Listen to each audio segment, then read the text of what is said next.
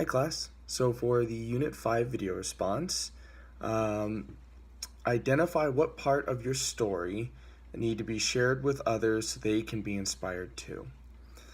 Um, I would have to say, after thinking about it for quite a while, um, it would have to be sticking with my position for football when I was transitioning from high school to college. Um, all through high school, I was a small offensive lineman. My freshman year, I was only 120 pounds, started with a broken arm, and learned how to snap with my left hand, and but made it through. And then my sophomore year, I was 175 pounds. Junior year, 195 pounds. My senior year, I graduated at 205 pounds, still extremely small, and I was looking to go and playing college football. Went to Division III and found a school I really enjoyed, and even then, the coaches didn't really take me seriously. It was too small, and the strength wasn't the problem. I was significantly smaller than my offensive lineman counterparts, but just as strong, if not stronger, than most of them in my age. There were guys who were older than me, and bigger and stronger, but of the guys who were the same age as me, I was smaller, but just as strong, if not stronger. And then after my freshman year of college, I got up to 225, and one of my coaches, he set me a goal. As he said, if you can get to 245, we'll be able to talk. And I did. And my freshman year, I was on the practice squad, and I was actually awarded the what's called Dirty Shirt Award at Cal Lutheran, which is the Scout Team Player of the Year. Which is I was the excuse my language, but biggest a-hole on the scout team. I was the one who gave the defense the look, and would not accept anything else. I wouldn't take plays off. It was definitely difficult. But anyway, so sophomore year comes, and I get up to 245. It's a different coach, but he sees, he saw me when I was smaller, and rewarded me with promoting me to second team. There was a senior ahead of me, and I got it. But still getting stronger and getting bigger, and finally my junior year came, and it was my opportunity. The senior who was in front of me graduated, and at this point I was still around I plateaued at around 245, 250 for junior year. And there were a couple guys who didn't necessarily want the center spot. They actually despised the center spot because they hated snapping. I loved snapping. And the coaches put them in multiple times, hoping you could tell, like, they never said anything, but you could tell they did not want to start me purely because of how small I was. These guys were, I'm 6 foot, and at that time I was 245, 250 on a good day, and the one guy was 6'3", the other one was 6'5", the shorter guy was 280, and the taller guy was 315. And I was stronger than both of them, by the way, and in the weight room. But they couldn't get their snaps down. They were firing them above the quarterback's head, and so the coaches had no choice but to acknowledge that I was the best fit. And I led the offense. I knew the plays the best. I was around. The other two guys were transfers. I've been around for, this is my third year on the program, and I just kept pushing. There's a lot of days where I was depressed because I felt like I wasn't getting a fair shot, a fair chance. But I proved myself, and I earned my starting position my junior year, and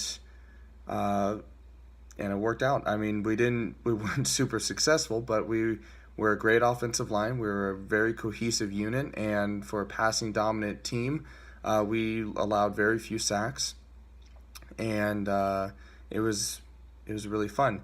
And then my senior year came, And it was kind of the same story. I was able to get up to 260. And then in the weight room, I broke our school's football squat record at 555 pounds. I beat it by 5 pounds, and I was 260, and the guy who originally owned the record was 285. And but anyway, I kind of the same thing. You know, I was the incumbent center, but they were looking for any opportunity, any mistake I made. They would try to exploit and try to put someone else in there. At one point, you know, I had kind of a rough game. You know, I was playing against an All-American nose guard, and it was a difficult game. I held my own, but it was hard, and they threatened to take the spot away and give it to a sophomore, which was more insulting than it was inspiring. And my coaches were very they confused the two very often over my 4 years there. The difference between insulting and inspiring. And but anyway, I just kept doing what I was gonna do. I kept going. I just kept put my head down, and despite my small size, despite everything that the coaches were throwing at me, by the end of the year, I was recognized as first team All SCIAC, and so I was first team All Conference, and so I was the best center in my conference, and there's only 2 conferences in the West Coast, so I get to say I was one of 2 best centers in the West Coast. But anyway, that's just my story, where despite all the things that were thrown at me, people not believing in me, my high school coaches, they believed in me. They were actually the ones who helped me push through to college. They let me train with the team after my senior year. My high school coaches were amazing in supporting me despite my small size, but my college coaches weren't so much. But it was despite all of that, you know, I can look at my wall. It's actually right here on this wall right here, my plaque for first team All Conference, and it's one of my most proud accomplishments, because despite my small size, despite the coaches not believing in me, and you know, half-heartedly believing in me, I showed them that I can not only do well, but I can excel, that I can take the position, be the leader on the team, be the leader of the offensive line, make the calls, and be recognized nationally in our conference and in the Western region of being one of the best centers in the nation. All right, and I'd have to say that's my that's my story.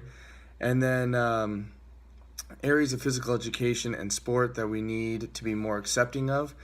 It's not forcing people into what they may fit in, kind of thing, based on their body type or anything like that. Any prejudice that we may have, whether it's intentional or unintentional.